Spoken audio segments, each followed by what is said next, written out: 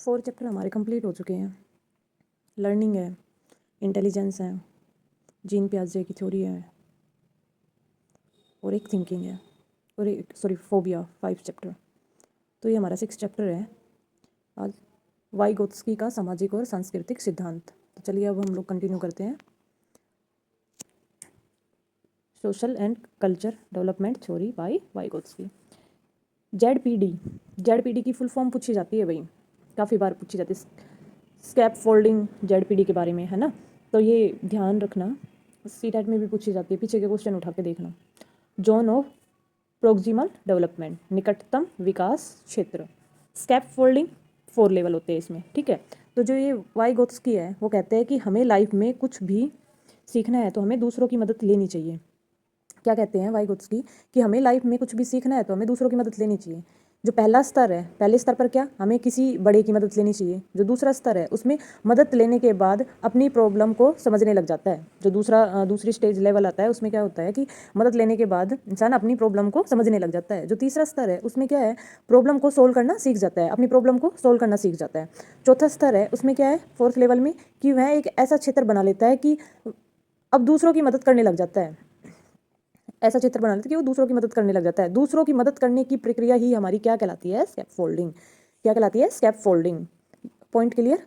Z zone of proximal development, scaffolding के 4 level है।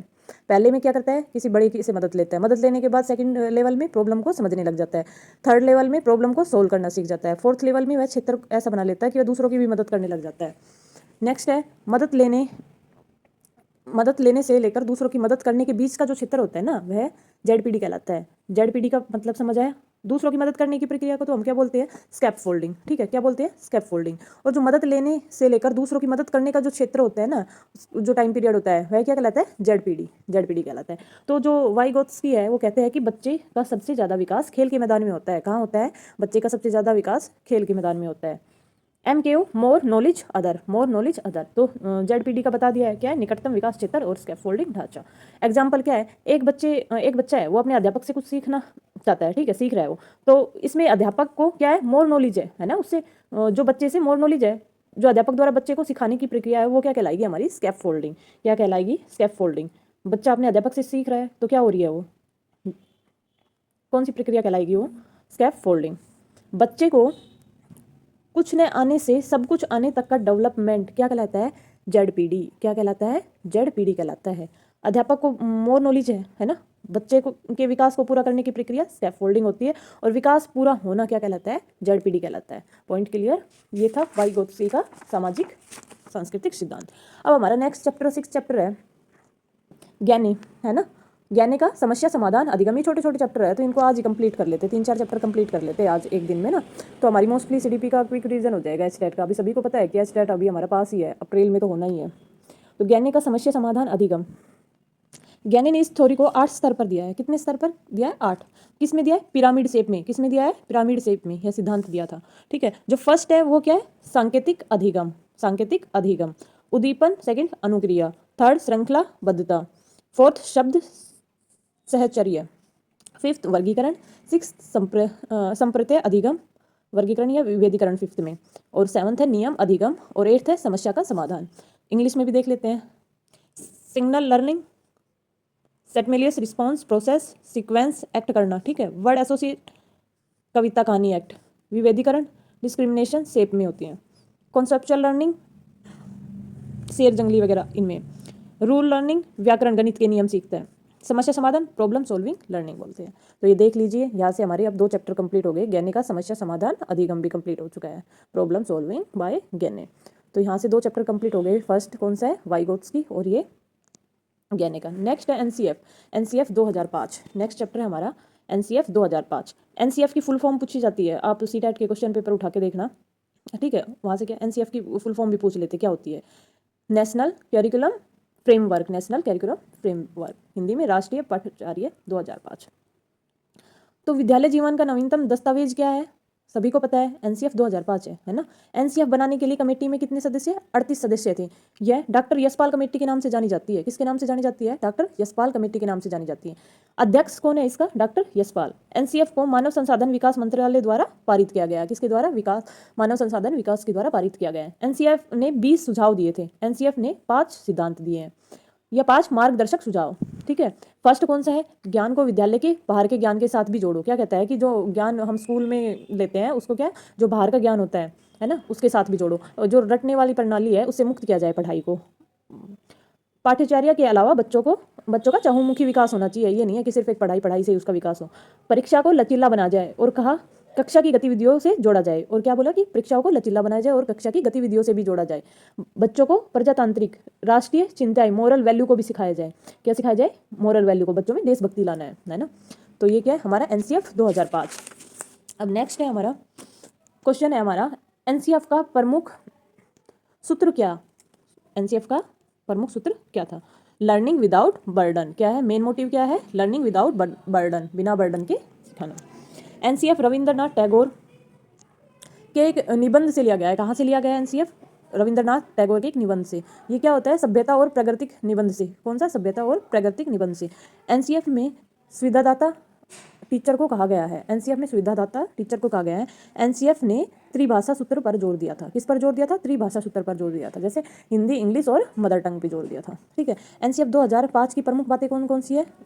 First क्या है? विद्यालय पाठ्यक्रम को व्यवहारिक बनाने पर जोर दिया है। विद्यालय पाठ्यक्रम को व्यवहारिक बनाने पर जोर दिया है। शिक्षण में विभिन्न शिक्षा सूत्रों का प्रयोग हो, ज्ञात से अज्ञात की ओर। ठीक है, मोटी किताबों की बजाय मातृभाषा को महत्व दिया जाए। मोटी किताबों की बजाय मातृभाषा को महत्व दिया जाए। सांस्कृतिक कार्यक्रमों का उल्लेख मनोरंजन बजाय संस्कृत को सिखाना होना चाहिए। संस्कृत को भी सिखाया जाए। बच्चे काफ़ी कुछ सहजता से अपने परिवेश में बड़े होते हुए सीख लेते हैं। वे अपने आसपास की दुनिया पर भी क्या रखते हैं? नजर रखते हैं। जब उनके अनुभवों जिज्ञासाओं को कक्षा में लाया जाएगा, महत्व दिया जाएगा, तो इससे क्या होगा? पाठ्यचर्या अधिक समृद्ध और रचनात्मक बनेगी। क्या बनेगी? अधिक समृद्ध और रचनात्मक बनेगी, है ना। तो ये था हमारा एनसीएफ 2005 की बातें। तो ये पॉइंट हो गया होगा क्लियर। तो आज ये हमारे बिल्कुल छोटे छोटे हमारे 3 चैप्टर कंप्लीट हो चुके हैं। अब चलते हैं हम 4th चैप्टर पर। नेक्स्ट चैप्टर है हमारा, फिर हमारे आज 10 चैप्टर कंप्लीट हो जाएंगे। एरिक्सन की मनोसामाजिक अवस्थाएं। एरिक्सन की मनोसामाजिक अवस्थाएं या जीवन विकास का सिद्धांत या मानव विकास का सिद्धांत। एरिक्सन का ह्यूमन लाइफ स्टेज थ्योरी। क्या है? Human life stage theory. Sorry.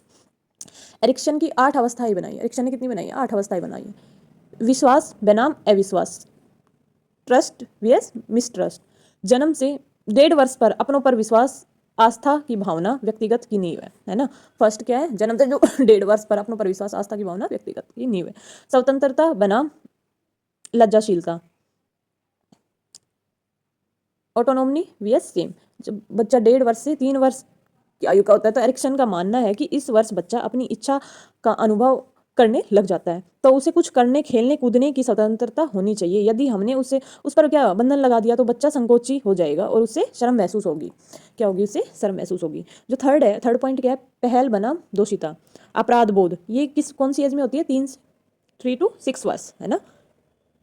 Initiative vs guilt, बच्चे को धीरे धीरे हर काम की पहल करनी चाहिए। उनको चुनौतियों का सामना करना चाहिए ताकि वो हर काम के लिए आगे आने लगे, है ना। हर काम के लिए आगे आने लगे। तो ये एरिक्सन की अवस्थाएं थी। बाकी अभी हम करते हैं। 4th क्या है? परिश्रम बनाम हीनता। एरिक्सन का मानना है, ये कितने वर्ष के बच्चों में पाई जाती है? 6 to 12 वर्ष। जो एरिक्सन का मानना है कि यदि आप किशोरों के भविष्य को निर्धारित नहीं करते तो अलग अलग भ्रांति पाल लेते हैं। क्या करते हैं वो? उनके भविष्य को निर्धारित नहीं करते तो क्या करते हैं? अलग अलग भ्रांति पाल लेते हैं। और समाज के नियम और आदर्शों के अनुसार आगे बढ़ाए तो जीवन आगे बढ़ सकते हैं।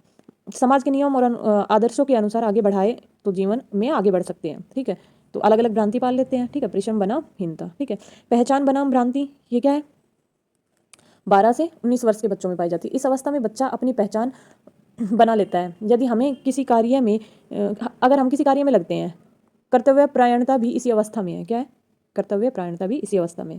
इस अवस्था में क्या करता है, पहचान बना लेता है बच्चा। पहचान बनाम भ्रांति से ही पता चल रहा है। घनिष्ठता बनाम अलगाव, ये 20 से 30 या 40 वर्ष की आयु में होता है। 20 से 30 40 वर्ष की आयु में। आत्मीयता, इस स्तर पर यदि हम किसी के साथ अच्छे संबंध स्थापित करते हैं तो आत्मीयता की भावना आ जाती है। किसकी? आत्मीयता की भावना आ जाती है। यदि ऐसा नहीं करेंगे तो अलगाव की भावना आ जाती है ना। अगर किसी के साथ हम लोग नहीं जुड़ते हैं तो क्या अलगाव की भावना आ जाती है, ये तो सभी को पता है। जननात्मक व्यय स्थिरता, ये कब आती है? 30 से 65 वर्ष या 40 से 65 वर्ष के बीच में आती है। इस अवस्था में इंसान अपने बच्चों के लिए कुछ करता है, वो चाहता है कि बच्चे जिंदगी में आगे बढ़े। इसमें क्या है? एरिक्सन देखभाल, दूसरों के कल्याण की भावना दिखाता है। क्या दिखाता है? दूसरों के कल्याण की भावना। जो हमारे पेरेंट्स से ही लगा लो कि वो क्या करता है, अपने बच्चों की जिंदगी में क्या सोचता है कि भाई हमारे बच्चे बहुत ज़्यादा तरक्की करें, है ना, आगे बढ़े। तो ये क्या है? दूसरों के कल्याण की भावना, दूसरों के कल्याण की भावना सोचता है। एट्थ क्या है? संपूर्णता बनाम निराशा, ये 65 से आगे तक चलती है। ठीक है, ये एरिक्सन का अंतिम चरण है। क्या है? एरिक्सन का अंतिम चरण है, जिसमें व्यक्ति अतीत की बातों को बीते हुए अनुभव से जोड़ता है। जो अतीत की बातें बीता जितना भी एक्सपीरियंस होता जाता है उससे जोड़ते हैं। यदि अच्छे अनुभव होते हैं तो वह दृढ़ हो जाता है, और बुरे अनुभव होता है मिलता है उसे लाइफ में तो वह क्या होता है? निराश कर देते हैं, है ना। क्योंकि सोचते रहते हैं भाई बड़े बुजुर्ग कि हमारे साथ ये हुआ था वो हुआ था, उस टाइम हमें जो भी चीज़ें चली होगी उनके पास्ट में, अगर अच्छा अनुभव होता है तो वो अच्छा शेयर कर लेते हैं, अच्छा फील करते हैं उसको याद करके। अगर बुरा हुआ होता है तो वो बुरा फील करते हैं। तो यहाँ से हमारे 5 चैप्टर हो गए हैं आज कंप्लीट। तो 5 पहले हो चुके हैं, तो ये कितने हो गए टोटल? 10 चैप्टर कंप्लीट हो गए। तो इनको आप देख लेना। सीडीपी जल्दी से जल्दी कंप्लीट करके टीजीटी साइंस की क्लासेज चलेगी, उसका भी क्विक रिवीजन चलेगा। तो आप भी मेरे साथ साथ करते जाना, और मेरे चैनल को लाइक और सब्सक्राइब कर दो भाई।